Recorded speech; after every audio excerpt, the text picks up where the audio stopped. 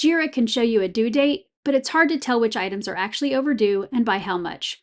Jira can't tell you that. You'd have to work it out by hand every single time. Let's see how JXL can take care of that for you. Let's jump into edit mode and move the due date front and center.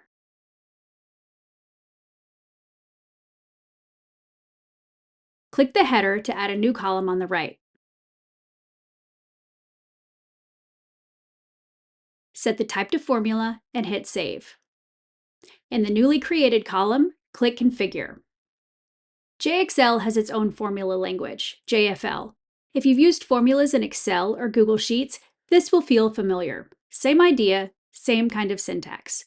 There's also a more powerful version, JFL Script, for when you need real logic instead of a simple calculation. We'll cover that in another video.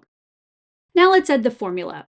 In plain terms, this formula says if an item is past its due date, show how many days overdue it is. Otherwise, mark it on track. JFL turns the fixed due date field into a live tracker. Every item now shows its status at a glance, days overdue or on track, and it updates on its own as time passes. You don't have to check or refresh anything. Let's rename this column to Overdue Status.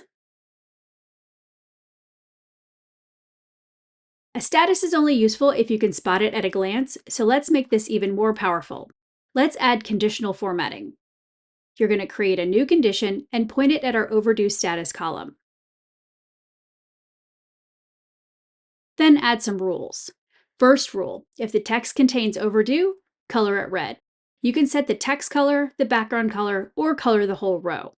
Second rule, if the text contains on track, color it green. Save it and the colors apply instantly.